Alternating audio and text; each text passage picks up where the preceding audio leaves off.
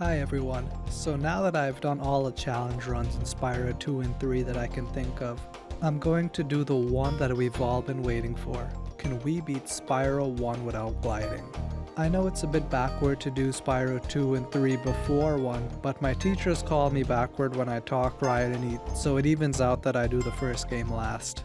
Anyways, Spyro 1 was my least favorite in the original trilogy because to little me it was hard since there were no NPCs to talk to besides the balloon guy, and maybe the dragons if you want to count them, so I have the least experience in this game as opposed to the latter two. A quick side note, Defending the Game already did this challenge, but for the original game, so if you want to know if this is possible in the OG Spyro, give them a check. Link to their channel in the description below. Way better than my video. Plus he has an English accent, so good on ya, governor. So the rules for the run are a lot simpler than usual. No gliding. Obviously after Spyro hops in the air I can glide. That's it. That limits our options to solely being the charge and jump to clear most gaps. No speedways. Whirlwinds are allowed. Since technically I don't initiate it and some levels require it for me to continue, such as Dr. Shemp or even to enter Clifftown, I'll allow whirlwinds. Lastly, Nasty Nork must be defeated. With that out of the way, let's start the run. So it is 100% possible to get all the gems and dragons and artisans without gliding. You can even open the speedway level if you want. So I know this is supposed to be glided to, and you can glide here if you so desire, but it's possible to do our run dash towards it. If you're going to try to do this run yourself, do this as practice, as your charge jump failing here doesn't waste lives or give you a loading screen. Also, whilst I'm here, if you just walk into the corner here, you can get out of bounds. Doesn't help with anything, but glitches are fun. For Stone Hill, when you go underground, you will need to use a whirlwind to get back up. Actually, you'll have to use a whirlwind twice for this level. The only real challenge here is this jump that you'll have to do. It will take a few tries, but it's possible. Spyro, my friend, how about a hint on gliding? You bet! For the longest glide, press the jump button at the top of your jump, and try pressing the action button to drop down mid-flight. After that, you are free to collect all the gems here and catch the thief.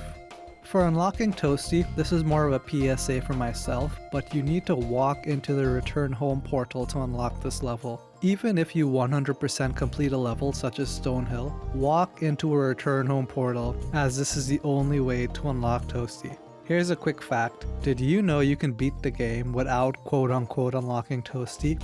I know, big surprise. Anyway, Toasty is an easy level to 100% complete without gliding, since it's really just a boss level. For Dark Hollow, there's nothing worth mentioning here except for this jump. That's the hardest thing for this level. Time for Town Square. Oh my god, this will test your patience. Before you even start the level, you must prove that you have what it takes, so after jump charging 100 times, you'll eventually make it across. Without much time to celebrate, you'll make it up some stairs and now you'll have the hardest jump in the level. This took me probably an hour or more, just this jump. Don't be discouraged if it takes you a long time. I actually said this was impossible to myself and came back here later in the game to get it because I was in desperate need for dragons. But it is possible to do on your first visit. After the gods have answered your prayers, you'll make it across. Literally, from this new platform you'll have another tough jump, but this is easier than the previous two, so you'll get it eventually. After that, you're essentially done with the level. You can free the rest of the dragons and get some treasure, but you won't be able to get the egg or free the last dragon though. Peacekeepers is a level where we get everything that is useful. We get all the dragons and eggs, but we can't get the last bit of gems because of this jump. Finishing Dry Canyon is easy as it's just jumping, but actually collecting everything is hard. The hardest jump that you'll have to do is this jump, as getting here is hard but not impossible. After that you may have a little difficulty here, but nothing as bad as Town Square yet. Looking at the footage now, the second jump might be the hardest jump, but both are doable is what I'm saying. Yeah, and give up on getting to that area, there is no way. For Dr. Shemp, you will have to use the whirlwind to get higher, so you can actually start the fight. I'm sure that some of you know this, but he has an Aku Aku mask from Crash Bandicoot on his stick. The funny thing is most things in Clifftown are obtainable, and luckily there's a thief in the town, so we are good on that front. But in the desert part of the area of the level, there is no way to get there. I tried a few times to see if I can turn with the whirlwind to get it to spit me in the direction of the desert area, but Spyro will always land on the ground. But it doesn't matter, as we've met all the requirements to go to Magic Crafters' home world. Well, right before we finish the Ice Cavern world, which is honestly a breath of fresh air, there is no need to glide in this level, only hop, which is best shown here. Like, I would recommend to not glide and hop, so thank you Ice Cavern for making this level one of the most tolerable in the game for the challenge. Well, you do have to glide for these gems, but I won't count that. In Magic Crafters, everything is obtainable here. Alpine Ridge is a super short level. Once you make it up the wizard stairs, you'll see an area way off in the distance that you can't glide to, but we can make it to this center island with enough luck. And with a bit of good timing, you can make it into this cave, and that's it. We cannot go to the next platform. Trust me, it's not even close. This is honestly the closest that I've made it right here. High Caves is actually a pretty fun level, so first things first, give up on trying to land on the wizard platforms. It's hard and the reward is not worth it. What you want to do is head back to where you see the ants in the caves and just run through to the other side. This spot is the best. If you fall down, the fairies will help you so you can take a lot of risk. You can get to this spot without gliding to find the thief, and you can get to this spot next door. Even here to get a dragon.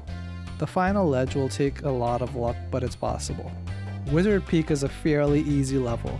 You can use the power up to launch you all the way to this platform. No gliding necessary. There's even a thief behind the wall. You will have to kill yourself to return to the rest of the level, as we can't glide back. Blowhard is an easy boss, and the hardest thing you'll have to do here is wait for these damn wizards to bring the platform close so you can jump on. And now we are finally in Beastmakers. Nothing worth mentioning here. What is worth mentioning is that you will need 50 dragons. That's right, 50 dragons.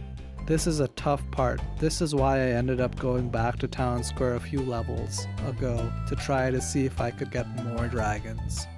For Terrace Village, you'll have a bit of trouble doing this jump, and I was not able to make it, but I was able to hit the guy, if that counts. I went back later in hopes of getting closer, but it seems that we can't make it over. Misty Bog is an interesting level for me, as I feel this level was harder in the original game than in this game, or maybe I'm just an MLG pro gamer. You will have to damage boost yourself in the water to get to the other side. Then, you'll have to damage boost yourself in the water again to get to this part with all the enemies. So the infamous Treetops level is okay. At first I thought this level was over, as you won't be able to make it across this gap. However, whilst I was crying and running around, I remembered that there's a side pathway that we can take, and that's exactly what I did. After that, this will be the hardest jump for the level. Unfortunately, I could not get the dragon literally on the next platform though. Now for the stupid lucky part of the run. You will have to do this a few times to get all the stuff possible in the level, and boy does it feel good to make this. Time for Metalhead. This is my favorite boss level in the game. That's right. I think this is better than Nasty Nork. You can charge this jump in the final area to get the treasure, and you can damage boost yourself to the sewer if you suck like me. And after all that, we have exactly 50 dragons necessary to go to Dreamweavers. Literally, as we enter Dreamweavers, we will face a roadblock. We cannot do our charging run across this next platform, so we must glide. That's it guys, the run is now dead, as I had to glide. Don't dislike yet, there is a lot more in store. Please someone prove me wrong and show me that we don't have to glide. Anyways, with a heavy heart, I continued the run having glided. I don't want to spoil Defending the Game's video, and I'm sure if you watch both of our videos, their punishment was a lot worse than mine's for this jump. They are clearly the better players than me. So this part is funny. After you glide over here, you actually have to glide over to this next platform if you want to get to Haunted Towers. So that's a whole level that we can't do, in addition to exploring the rest of Dreamweavers. Not really a problem though, as we still get to do 3 whole levels. And now our goal from the balloonist is to get a ton of gems, which we will do, but he wants more since he has a daughter that he wants to put through college, and that is expensive considering it's a university in Avalar run by moneybags. She has high expectations for herself, guys. The Jacques or Jacques or Janiqua level is fairly easy. Getting to him doesn't involve gliding and neither does killing him. Looking back on it now, I wish I didn't beat Jacques, as we don't need to kill him to advance the game. Although technically I didn't initiate the glide, Spyro does sort of glide, though I didn't initiate it. Please don't make me redo the run. But you will have to say goodbye to this dragon, which we can only say by gliding. Dark Passage was actually a bit tricky. The first hard jump you'll have to do is this jump, but the cheat is to just come on the side and fall in just the right way. The real issue is making this jump. Like, this will suck up a ton of your lives. I wasn't sure that I could make it, but the darn balloonist really needs the money for his daughter. So I kept trying, and like magic I was able to make it. Our journey was cut short when I got to this part of the level. Don't be too sad though, as we got a lot of treasure. And now time for our final Dreamweaver's world, Lofty Castle. Honestly, there is not too much to discuss here. Most of the jumps can be made with a simple charge. The journey ends when we get here though, as we need to glide to save the final fairy to continue with the level.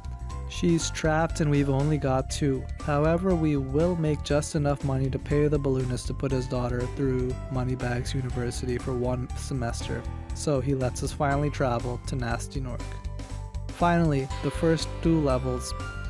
So Nasty Cove went pretty well for the most part. The real issue here is at the end, where we have to do this jump, which I'm sure requires a glide. After failing a few times, I just damage boosted myself to the return home portal. And now we can complete Twilight Harbor. Since there's no requirement to kill Nasty Nork other than completing the level, we can just run through the level without really collecting anything. I suppose we could offer a few choice words for Toys for Bob for making these paintball guns instead of real guns like the original, but we won't do that. We are better than that. Anyways, you can literally just run through this level to the return home portal. And we are finally here. We can finally face Nasty Nork. Getting the 2 thieves doesn't require gliding and neither does chasing Nasty Nork. Our final challenge will be to make it across this gauntlet. You guys can call me a lightweight, as I was not able to make any of the jumps. I tried this so many times, but the worst part about failing this jump is that you have to do the entire level again, and that was driving me crazy. Like, this is a town square level difficulty jump, and I'm not sure if it's even possible to make it. So I ended up just gliding across all the platforms, as I don't think any are possible, as I'm not even coming close enough. There you guys have it. It is not possible to beat Spyro 1 without gliding. I tried my best, but the literal final part of the game adds a whopping 2 jumps to the counter. From the 1 jump back in Dreamweavers, there is a 200% increase. Huge, I know. I was hoping for no glides to be needed, but I failed at. Worst of all, I couldn't impress defending the game. It seems the only real winner in this run was the balloonist, as he got to put his daughter through school. And that's it guys. I hope you enjoyed the video and hopefully learned something new. Don't forget to subscribe and leave a like and comment down below telling me what you think.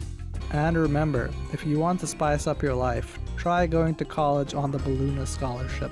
And if you want to have a new way to enjoy Spyro 1, play it without gliding. The next video will be a Spyro 1 details video. Thank you for watching, and until next time. Welcome to Town Square, Spyro.